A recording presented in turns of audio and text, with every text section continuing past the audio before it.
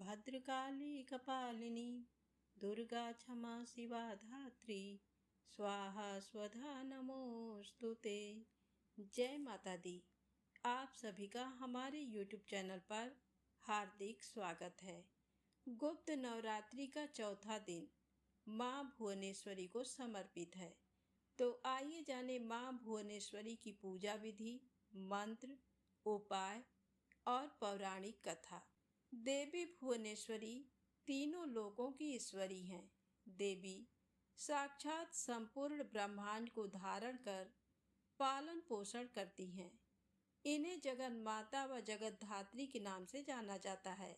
यही आकाश, वायु, पृथ्वी, अग्नि व जल अर्थात पंच तत्व से चराचर जगत का निर्माण कर उसे संचालित करती हैं। शास्त्र इन्हें ही मूल प्रकृति कहते हैं। आद्या शक्ति भुवनेश्वरी ही परमेश्वरी शिव के लीला विलास की सहचरी हैं। देवी नियंत्रक व दंड नायक भी हैं। इनके 4 हाथों में गदा, राजदंड, माला, वरद मुद्रा है। इनकी भुजा व्याप्त अंकुश व नियंत्रक का प्रतीक है। देवी विश्व का वमन करने हेतु वामा, शिवमय होने हेतु ज्येष्ठा, जीवों को दंडित करने हेतु रौद्री, प्रकृति का निरूपण करने हेतु मूल प्रकृति कहलाती हैं। परमेश्वर शिव के वाम भाग को देवी भुवनेश्वरी के रूप में जाना जाता है तथा सदा शिव के सर्वेश्वर होने की योग्यता इन्हीं के संग होने से प्राप्त है। यही ऐश्वर्य की स्वामिनी है। इनके पूजन से जीवन में ऐश्वर्य आता है, जीवन से जटिलता दूर होती है व सभी मनोकामनाएं पूरी होती हैं। माँ भुवनेश्वरी की पूजा विधि। शिवालय में जाकर देवी भुवनेश्वरी का दशोपचार पूजन करें। गौ घृत का दीपक करें। कर्पूर जलाकर धूप करें। सफ़ेद फूल, चंदन, चावल व इत्र चढ़ाएं। दूध व शहद चढ़ाएं। मावे का भोग लगाएं तथा एक माला इस विशिष्ट मंत्र से जाप करें। मंत्र है ओम श्री भुवनेश्वर्यै नमः। ऐश्वर्य की प्राप्ति हेतु देवी भुवनेश्वरी पर रात रानी का इत्र चढ़ाएं। पारिवारिक जटिलता दूर करने हेतु देवी भुवनेश्वरी पर 12 सफ़ेद फूल चढ़ाएं। मनोकामनाओं की पूर्ति हेतु देवी भुवनेश्वरी पर चढ़े चावल बेडरूम में छुपाकर रख दें। अब आइए सुने माँ भुवनेश्वरी की पौराणिक कथा। पौराणिक कथा के अनुसार काल की शुरुआत में ब्रह्मा, विष्णु और रुद्र जगत की संरचना प्रारंभ कर रहे थे। एक उड़ता हुआ रथ उनके सामने आया और एक आवाज़ ने उन्हें रथ में बैठने का आदेश दिया। जैसे ही त्रिदेव रथ में बैठे, ये मन की गति से उड़ने लगा और उन्हें एक अजीब से स्थान पर लेकर गया। यह स्थान असल में रत्नों का द्वीप था, जिसके चारों तरफ अमृत का सागर और मनमोहक आकर्षक जंगल थे। जैसे ही त्रिदेव रथ के बाहर उतरे, वह स्त्री स्वरूप में बदल गए। उन्होंने उस द्वीप का अच्छी तरह मुआयना किया। वहाँ उन्हें एक शहर मिला। उस शहर के चारों तरफ सुरक्षा की 9 परतें थीं और इस शहर की सुरक्षा उग्र स्वभाव के भैरव, क्षेत्रपाल, मातृका और दिक्पाल कर रहे थे। जैसे ही वह शहर के अंदर गए, शहर का सौंदर्य और विकास देखकर मंत्रमुग्ध हो गए। आखिरकार वे शहर के अंदर स्थित मुख्य राजमहल में पहुँचे, जिसका नाम चिंतामणि गृह था और जिसकी सुरक्षा योगिनियाँ कर रही थी। ये शहर श्रीपुर था, देवी भुवनेश्वरी की राजधानी, जो मणिद्वीप की रानी थी। जैसे ही त्रिदेव महल के अंदर घुसे, उन्हें देवी भुवनेश्वरी के दर्शन हुए। उनकी छटा लाल रंग की थी। उनकी 3 आँखें, 4 हाथ थे तथा उन्होंने लाल रंग के आभूषण पहने थे। उनके शरीर पर लाल चंदन का लेप लगा था तथा उन्होंने लाल कमल की माला पहनी थी।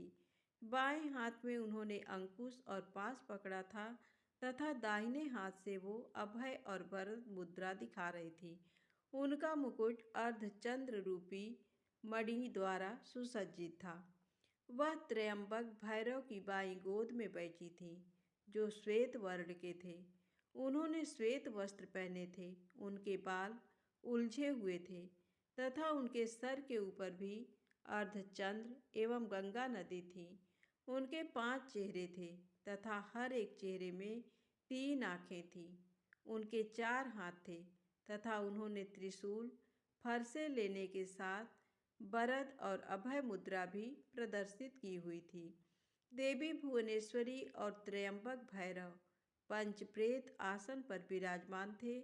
पंचप्रेतासन वह सिंहासन है जिसमें परम शिवा गद्दी के रूप में तथा 5 पैरों के स्थान पर सदाशिव, ईश्वर, रुद्र, विष्णु और ब्रह्मा स्थापित हैं।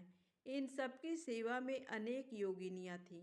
इनमें से कुछ पंखा डुला रही थी, कुछ कपूर डालकर पान के पत्ते समर्पित कर रही थी, कुछ नए शीशे पकड़े हुए थी, कुछ घी, शहद और नारियल पानी समर्पित कर रही थी, कुछ माता के बाल का श्रृंगार करने के लिए तैयार थी, कुछ देवी के मनोरंजन के लिए नृत्य तथा गायन में लिप्त थीं।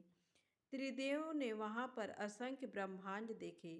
हर ब्रह्मांड में उनकी तरह ही त्रिदेव थे और ये सब उन्होंने माता भुवनेश्वरी के पैरों के नाखून में ही देख लिया। कुछ ब्रह्मांड ब्रह्मा द्वारा बनाए जा रहे थे, कुछ विष्णु द्वारा पाले जा रहे थे तथा कुछ रुद्र द्वारा संहारित किए जा रहे थे। त्रयंबक ब्रह्म की इच्छा शक्ति द्वारा उत्पन्न भुवनेश्वरी ने त्रयंबक के 3 स्वरूप बनाए, ब्रह्मा, विष्णु और रुद्र। इस तरह त्रिदेव त्रयंबक के ही 3 रूप हैं। तत्पश्चात देवी भुवनेश्वरी ने अपनी शक्तियाँ त्रिदेव को प्रदान की। ब्रह्मा के लिए देवी सरस्वती, विष्णु के लिए देवी लक्ष्मी तथा रुद्र के लिए देवी काली का निर्माण किया तथा उन्हें उनकी जगहों पर स्थापित किया। ब्रह्मा और सरस्वती ने मिलकर एक ब्रह्मांड रूपी अंडा बनाया। रुद्र और काली ने इसे तोड़ा, जिससे पंचतत्व स्वरूप में आए। इसके बाद पंचतत्व का उपयोग कर ब्रह्मा और सरस्वती ने संपूर्ण ब्रह्मांड की रचना की तथा विष्णु और लक्ष्मी ने इसके पालन पोषण का हर कार्य किया। अंत में रुद्र और काली ब्रह्मांड की समाप्ति की ताकि सरस्वती और ब्रह्मा पुनर्रचना शुरू कर सकें। तो आइए जानते हैं इनके जन्म से जुड़ी पौराणिक कथा। एक बार मधुकैटभ नामक महादैत्यों ने पूरी पृथ्वी पर हाहाकार मचा रखा था। तब सभी देव मिलकर भगवान विष्णु के पास गए और उनको अपनी निद्रा का त्याग करने के लिए प्रार्थना करने लगे ताकि वे जल्दी से उठकर मधुकैटभ को मारकर उनकी रक्षा करें। भगवान विष्णु ने निद्रा का त्याग किया और जागृत हुए और उन्होंने 5000 वर्षों तक मधुकैटभ नामक दैत्यों से युद्ध किया। बहुत अधिक समय तक युद्ध करते हुए भगवान विष्णु थक गए और वे अकेले ही युद्ध कर रहे थे। अंत में उन्होंने अपने अंतःकरण की शक्ति योग माया आद्या शक्ति से सहायता के लिए प्रार्थना की। तब देवी ने उन्हें आश्वस्त किया कि वे उन दोनों दैत्यों को अपनी माया से मोहित कर देंगी। योग माया आद्या शक्ति की माया से मोहित होकर दैत्य भगवान विष्णु से कहने लगे कि हमारा वध ऐसे स्थान पर करो जहाँ ना ही जल हो और ना ही स्थल। भगवान विष्णु ने दोनों दैत्यों को अपनी जंघा पर रखकर अपने चक्र से उनके मस्तक को देह से अलग कर दिया। इस प्रकार उन्होंने मधुकैटभ का वध किया, परंतु वे केवल निमित्त मात्र ही थे। उसके बाद ब्रह्मा, विष्णु और शंकर ने देवी आदि शक्ति योग निद्रा महामाया की स्तुति की, जिससे प्रसन्न होकर आदि शक्ति ने ब्रह्मा जी को सृजन, विष्णु को पालन और शंकर को संहार के देव चुना। ब्रह्मा जी ने देवी आदिशक्ति से प्रश्न किया कि अभी चारों ओर केवल जल ही जल फैला हुआ है, पंच तत्व, गुण, तन मात्राएं और इंद्रियां कुछ भी व्याप्त नहीं है। तथापि तीनों देव शक्तिहीन हैं। तब देवी ने मुस्कुराते हुए उस स्थान पर एक सुंदर विमान को प्रस्तुत किया और तीनों देवताओं को विमान पर बैठ अद्भुत चमत्कार देखने का आग्रह किया। तीनों देवों के विमान पर आसीन होने के पश्चात वह देवी विमान आकाश में उड़ने लगा और उड़कर ऐसे स्थान पर पहुंचा जहां जल नहीं था। वह विमान वायु की गति से चलने लगा तथा एक सागर के तट पर पहुंचा। वहां का दृश्य अत्यंत मनोहर था। अनेक प्रकार के पुष्प वाटिकाओं से सुसज्जित था। तभी वहां देवों ने एक पलंग पर एक दिव्यांगना को बैठे हुए देखा। देवी ने रक्त पुष्पों की माला और रक्तांबर धारण कर रखी थी। वर, पास, अंकुश और अभय मुद्रा धारण किए हुए देवी भुवनेश्वरी त्रिदेवों को सन्मुख दृष्टिगोचर हुई, जो सहस्रों उदित सूर्य के प्रकाश के समान कांतिमयी थी। ये सब देखने के बाद भगवान विष्णु ने अपने अनुभव से शंकर तथा ब्रह्मा जी से कहा कि ये साक्षात देवी जगदम्बा महामाया हैं और इसके साथ ही ये देवी हम तीनों और संपूर्ण चराचर जगत की कारण रूपा हैं। तीनों देव भगवती भुवनेश्वरी की स्तुति करने के निमित्त उनके चरणों के निकट गए। तीनों देवी ने देवी के चरण कमल के नख में संपूर्ण जगत को देखा। ये सब देखने के बाद त्रिदेव ये समझ गए कि देवी संपूर्ण ब्रह्मांड की जननी है। तो प्रेम से बोलें, भुवनेश्वरी माता की जय हो। आइए सुने नवरात्र में सुनी जाने वाली तारा रानी की बड़ी ही अद्भुत पौराणिक कथा। इस कथा को श्रद्धा भाव से सुनने मात्र से समस्त मनोकामनाएं पूर्ण होती हैं। तो प्रेम से बोलें, अम्बे मात की जय हो। माँ भगवती को मानने वालों में से एक राजा स्पर्श थे। वो दिन रात उनकी पूजा अर्चना में लीन रहते थे। राजा को किसी चीज की कमी नहीं थी, बस उन्हें बच्चे की ख्वाहिश थी। सालों से बच्चा न होने के कारण राजा कुछ निराश रहा करते थे।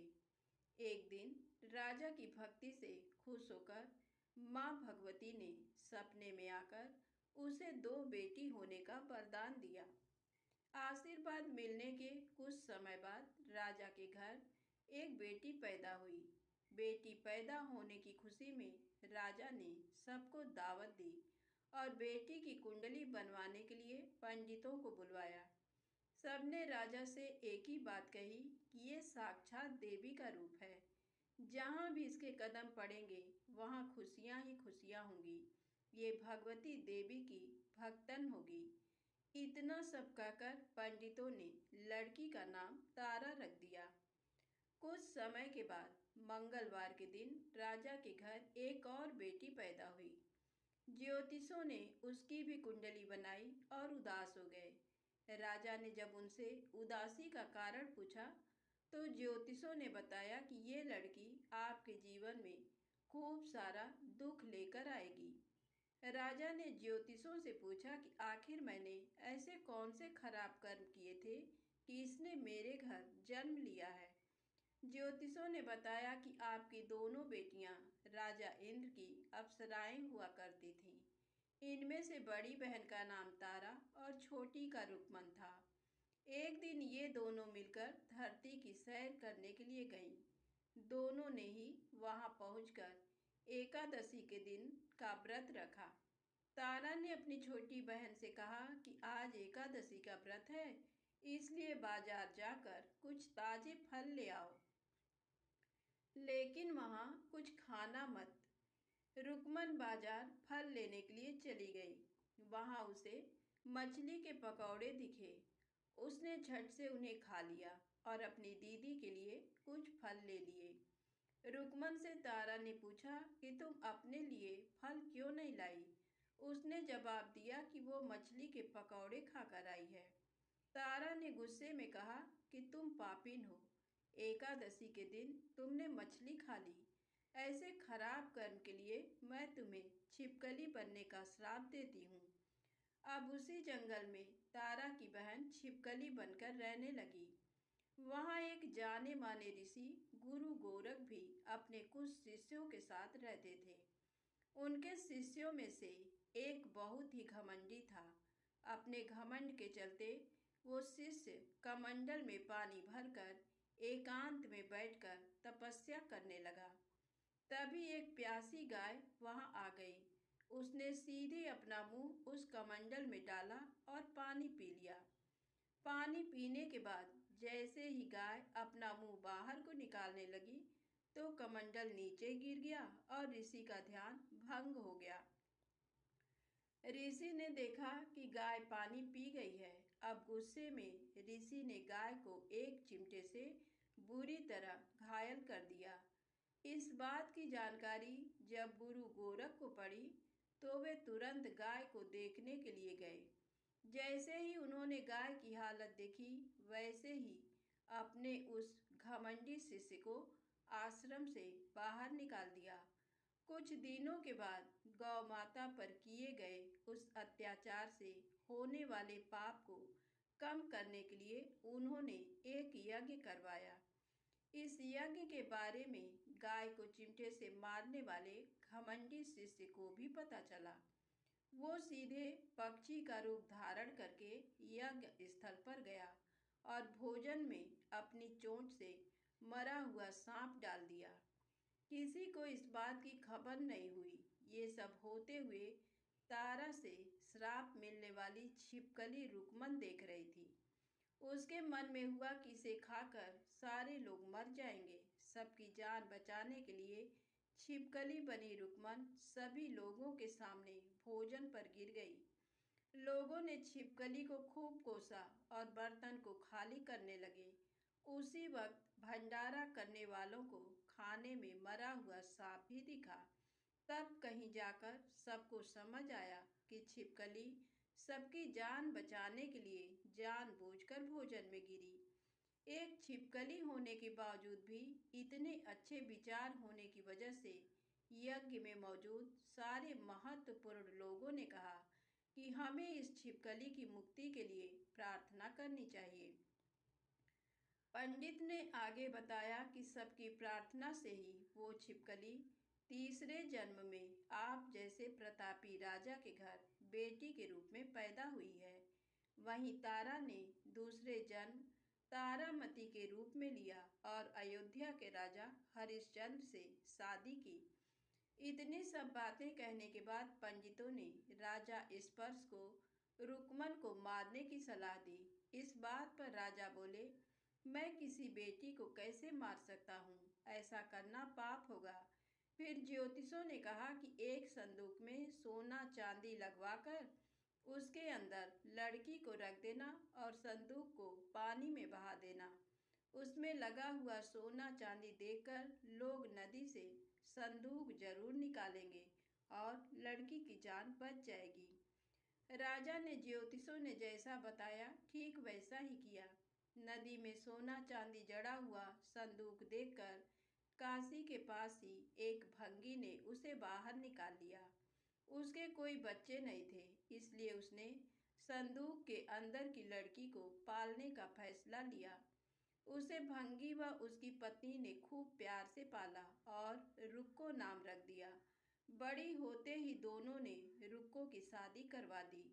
रुक्को की सासू माँ तारामती और राजा हरिश्चंद्र के महल में साफ सफाई करने का काम किया करते थे। कुछ दिनों के बाद रुक्को की सासू माँ बीमार हो गई। उनकी जगह रुक्को वहाँ काम करने लगी।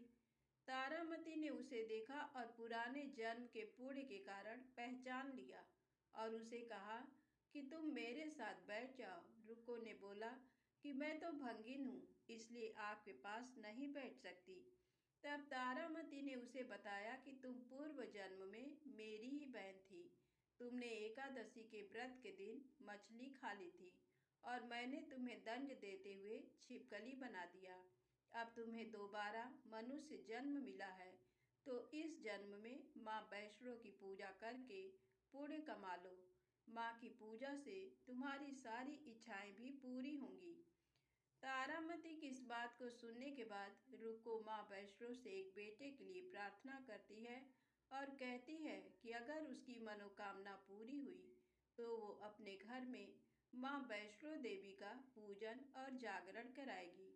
माँ वैष्णो देवी उसकी प्रार्थना सुन लेती हैं और उसे बेटा होता है। पुत्र की प्राप्ति के बाद रुक्को उसकी देखभाल और प्यार दुलार में माँ वैष्णो देवी की पूजा करना भूल जाती है। ऐसा होते होते 5 साल बीत गए और फिर एक दिन उस बच्चे को चेचक यानी माता निकल आती हैं। बच्चे की ऐसी स्थिति देखकर परेशान रुको अपने पिछले जन्म की बहन तारामती के घर जाकर उन्हें इस समस्या के बारे में बताती है।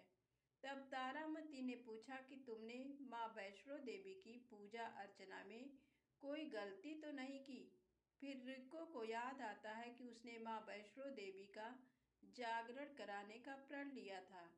ये बात याद आते ही रुको को काफी पछतावा हुआ और मन में माँ से कहा कि बच्चे के ठीक होते ही वो अपने घर में जागरण कराएगी। अगले ही दिन उसका बेटा पूरी तरह ठीक हो जाता है। तभी रुको ने माता रानी के मंदिर जाकर पुजारियों को कहा कि मंगलवार के दिन घर में जागरण करवा दीजिए। रुको की बात सुनकर पंडित जी कहते हैं, तुम 5 रुपए दे दो, तुम्हारे लिए हम मंदिर में ही जागरण करा देते हैं। रुको कहती है, मुझे पता है मैं छोटी जाति हूँ, लेकिन आप मेरे घर आकर ही जागरण करवा दीजिए। माँ किसी तरह का भेदभाव नहीं करती है, तो आपको भी नहीं करना चाहिए। इस पर पंडितों ने विचार विमर्श करके कहा कि अगर रानी आपके जागरण में आती है तो हम तुम्हारे घर आकर जागरण करने के लिए तैयार हैं। पंडितों की बातें सुनकर रुक्को अपनी बहन रानी तारामती के पास जाती है और तारामती को सारी बात बताती है। रुक्को की बातें सुनकर तारामती जागरण में जाने के लिए तैयार हो जाती है। इस बात को बताने के लिए रुक्को जब पंडित जी के पास जाती है तब उनके बीच की बातों को सेन नामक नाई सुन लेता है। फिर वह राजा हरिश्चंद्र को जाकर सारी बातें बता देता है। राजा के मन में हुआ कि रानी को नीची जाति वालों के घर जागरण में नहीं जाना चाहिए। इसी वजह से वो अपनी उंगली काट लेते हैं, जिससे उन्हें नींद न आए और रानी जागरण में न जा सके। जब जागरण का समय होता है तब भी राजा को जागते हुए देखकर रानी मन ही मन माँ वैष्णो देवी से प्रार्थना करती है कि महाराज को नींद आ जाए ताकि मैं जागरण में जा सकूं। रानी की प्रार्थना के कुछ ही देर बाद राजा को नींद आ जाती है। फिर रानी तारामती रोशनदान में रस्सी बांधकर महल से नीचे आकर रुको के घर चली जाती है। इसी जल्दबाजी में रास्ते में ही रानी का रेशमी रुमाल और एक पाँव का कंगन गिर जाता है। इधर कुछ वक्त बाद राजा हरिश्चंद्र की नींद टूट जाती है।